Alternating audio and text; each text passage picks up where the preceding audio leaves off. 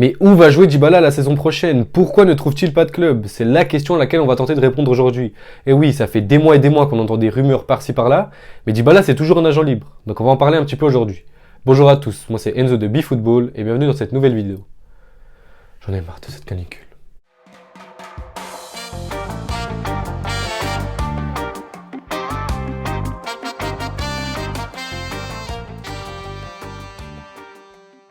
Bon, alors on va commencer par mettre un peu de contexte sur la situation de Dybala. Après 7 ans à la Juventus, 292 matchs, 115 buts et 49 passes décisives, eh bien Dybala quitte la vieille dame et ne prolonge pas. Pourquoi donc? Eh bien c'est tout simplement pour deux raisons. Première, l'offre qui a été proposée à Dybala par la Juventus n'était pas à la hauteur de ses attentes puisqu'il ne voulait pas baisser son salaire. Et deuxièmement, pourquoi ils n'ont pas fait une offre à la hauteur? Eh bien parce que la Juve considérait que Dybala n'était plus le centre du projet et que maintenant la nouvelle star de l'équipe, eh bien c'était Vlahovic. Et donc il quitte la Juventus avec une saison plus que moyenne, 4ème de Serie A, et si la Lazio et la Roma auraient été un peu plus réguliers, eh bien, ils n'auraient même pas été qualifiés en Ligue des Champions et ils auraient joué l'Europa League. Ensuite, en Ligue des Champions justement, ils ont perdu 4-1 au score cumulé contre Villarreal en 8ème de finale. En Coppa d'Italia, ils ont perdu 4-2 contre l'Inter en finale. Et pour la Supercoppa, ils ont perdu 2-1 contre l'Inter. Donc 0 trophée, année blanche pour la Juventus. Et même en Serie A, ils sont passés à ça de ne pas se qualifier en Champions League. Par contre, d'un point de vue individuel, il réalise quand même une bonne saison, même s'il est plus au centre du projet. Et donc, comme je vous l'ai dit avant, on entendait des rumeurs par-ci par-là.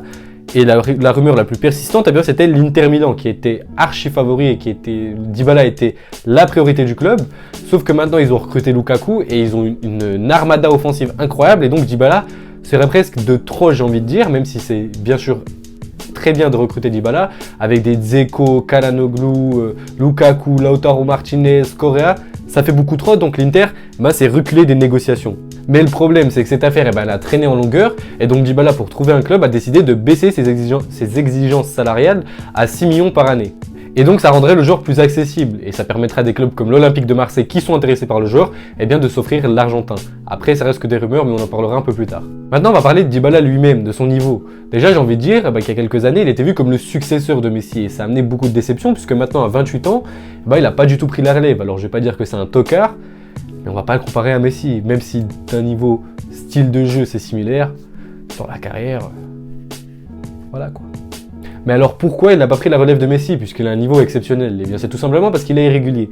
Si on regarde au niveau de ses stats, 2017-2018 c'est 26 buts et 16 passes décisives, 2018-2019 12 buts et 7 passes décisives, 2019-2020 17 buts et 12 passes décisives, 2020-2021 5 buts et 3 passes décisives, et pour finir 2021-2022 16 buts et 8 passes décisives.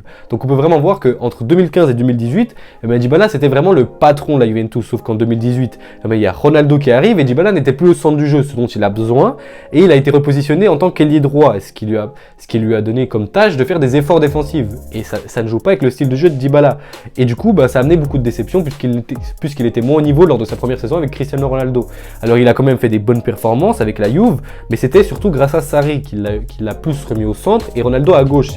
Je pourrais vous mettre les heatmaps, mais on peut voir vraiment que Ronaldo jouait surtout à gauche de l'attaque et Dybala à droite. Alors on avait vraiment cette complémentarité entre les deux, sauf qu'après Sarri est parti, Pirlo est arrivé et la chute est revenue. Mais bref, tout ça pour dire que Dybala est irrégulier. Mais alors, comment il a fait pour rester à la Juventus malgré cette irrégularité et comment il a fait surtout être toujours un titulaire indiscutable sauf lors de la saison 2020-2021? Eh bien pour deux raisons. La première, c'est que Dybala, j'ai l'impression que c'est un joueur qui a besoin d'être challengé, bousculé, que quand on remet sa place en question, il aime venir et prouver aux gens qu'ils ont tort et qu'il a le niveau.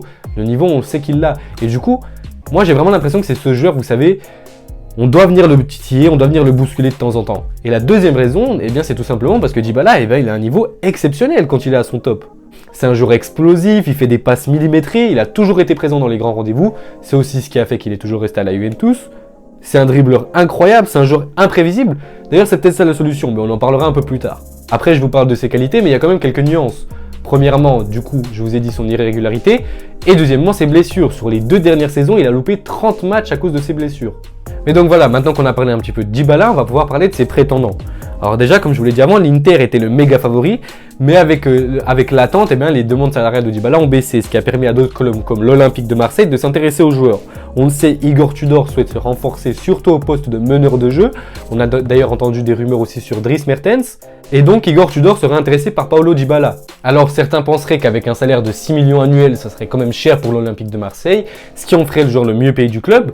Mais moi j'aimerais quand même dire qu'avec le départ de Steve Mandanda et de Boubacar Kamara, eh bien ça renflouerait les caisses du niveau salaire et ça permettrait de mettre ses économies sur le salaire de Dybala. Mais pour moi, il y aurait quand même un problème, et c'est tout simplement le fait que l'OM c'est un petit club par rapport à ses concurrents, et d'ailleurs en parlant de ses concurrents, on aurait l'AS Roma. On le sait, Mourinho est arrivé l'année passée, il a remporté la C4 et maintenant il a de grandes ambitions. Il aimerait recruter au niveau offensif pour aider Tammy Abraham qui a réalisé une excellente saison, et il penserait donc à Paulo Dybala qui est libre. Après, il faudrait quand même voir avec Zaniolo et Pellegrini, même si on sait que maintenant Zaniolo a plus été positionné sur l'aile droite et que Pellegrini peut être en milieu central, milieu défensif, même ou du coup milieu offensif au poste de Dybala, il est assez polyvalent.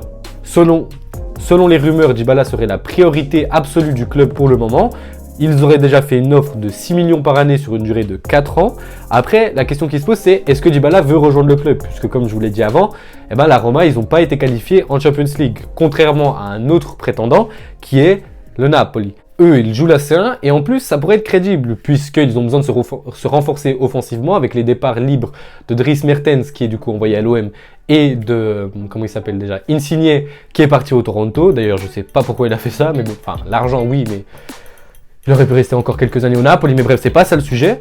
Le club italien a besoin de se renforcer offensivement et leur volonté, c'est de recruter Dybala librement. Après, reste à voir si Dybala a quand même envie de rejoindre le club, puisqu'on le sait, le Napoli c'est l'ennemi juré de la Juventus, et la Juventus est quand même le club de cœur de Dybala. Après, vu qu'on entend toutes les rumeurs, la Roma, l'Inter, Milan, Napoli et tout ça, on se dit bon, est-ce que ça tient vraiment dans la balance? Mais bref, l'autre club qui pourrait être intéressé par Paulo Dybala, ce serait Manchester United. On sait très bien, ils ont un intérêt pour Paulo Dybala depuis quelques années. Déjà en 2018-2019, ils voulaient le recruter si je ne me trompe pas. Maintenant que Ronaldo est sur le départ, Dybala entre dans les plans si Ronaldo venait à partir comme potentiel successeur. J'ai bégayé de ouf, je sais pas pourquoi, comme d'habitude après. Bref, selon Fabrizio Romano, il y aurait déjà des discussions qui auraient été entamées entre les agents de Paulo Dybala et Manchester United, mais la priorité de Manchester actuellement, ce serait de garder Ronaldo parmi leurs rangs. Ensuite, on a entendu des rumeurs concernant le Real Madrid, si Asensio venait à partir, ce qui serait l'envie du club madrilène.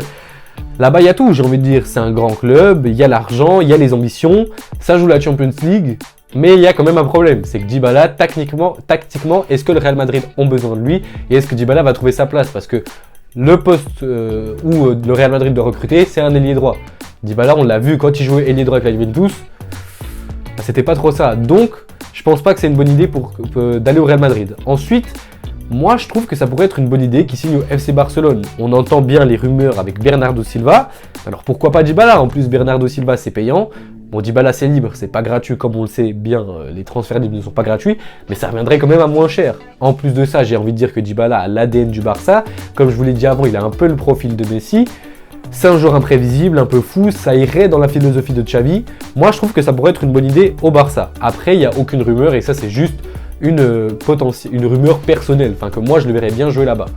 Mais donc voilà, maintenant si on parle de l'avenir de Dybala, j'ai envie de dire que le club favori, bien sûr, c'est la Roma. Est-ce qu'il peut réussir là-bas? Pour moi, oui, c'est la clé du succès, comme je vous l'ai dit avant. Dybala, pourquoi il a un peu échoué à la Juventus à certains moments? C'est parce qu'il n'était plus le maître du jeu, et pour moi, je me demande si c'est peut-être pas ça la solution, le laisser maître du jeu, laisser parler ses dribbles et son imprévisibilité. Parce qu'à la Juventus, quand il y avait Ronaldo et qui joue à droite, comme je vous l'ai dit, il avait les efforts défensifs à faire. Putain, j'ai bien reculé avec ma chaise. Il avait les efforts défensifs à faire. Il pouvait pas forcément exprimer sa qualité de dribble et d'explosivité, etc. Peut-être qu'à la Roma, il va pouvoir le faire. Parce que pour moi, Dybala, il doit être libre, épanoui, ce qu'il n'avait plus à la Juventus ces derniers temps, même s'il a réalisé une bonne saison. Et pour moi, c'est peut-être aussi ça une autre clé du succès. Peut-être un nouveau défi, ça fait des années qu'il est à la Juventus, alors on pensait que le chemin était tout tracé et ça pouvait pas... Oh là là, la caméra elle a bien bougé. On pouvait penser que c'était le chemin parfait pour Dybala. Finalement, ça n'a pas été avec l'arrivée de Ronaldo et donc c'est là, à ce moment-là, qu'il a commencé à décliner et à être plus irrégulier. Et peut-être qu'un nouveau défi, ça le relancerait, pourquoi pas? Et moi, franchement, j'y crois. Après, le seul truc qui est un peu dommage, c'est que Dybala il passe de la Juventus à la Roma. Bon, actuellement, j'ai presque envie de dire que c'est pas un downgrade, mais il passe de la Champions League à la C3. Après voilà, moi je pense que la Roma l'année prochaine, si la Juventus continue sur leur lancée, la Roma se qualifie en Champions League et pas la Juventus. Mais donc je vous disais que c'était dommage aussi parce que Dybala c'est un talent gâché. Comme je vous l'ai dit avant, Dybala c'était le successeur de Messi. Moi quand je le regardais jouer, je me rappelle de son match face au FC Barcelone. Contre la Juve, ils avaient gagné 3-0, ils nous avaient mis un doublé magnifique. Enfin, pour moi Dybala il me faisait rêver. À l'époque, moi je voulais absolument le voir au Real Madrid en tant que fan du club. Je suis vraiment déçu. Après, j'espère vraiment qu'il pourra se relancer. Mais bon, à 28 ans, ça reste quand même compliqué. Même si, normalement, 28 ans, c'est l'âge du prime. Après, avec toutes ces blessures, reste à voir ce que ça va donner. Bref, moi j'ai terminé dans cette vidéo. Dites-moi ce que vous en pensez dans les commentaires. Est-ce que pour vous, Dybala a bien fait de quitter la Juventus, même si c'est pas forcément son choix? Quel club devrait-il rejoindre? Si c'est le Barça, même le Real Madrid, l'Inter, l'AC Milan, j'en ai pas parlé, mais il y a eu aussi quelques rumeurs là-dessus, même si ça serait pas la priorité du club. Le Napoli, la Roma, etc. L'OM, pourquoi pas? Dites-moi pour vous, où est-ce que vous aimeriez voir Dybala et où est-ce que vous le verriez, enfin, où est-ce qu'il va signer à votre avis l'année prochaine? Je fais une outro de 10 minutes comme d'habitude, mais bon, c'est pas grave. Moi, je vous dis à la prochaine pour une nouvelle vidéo. Allez, ciao!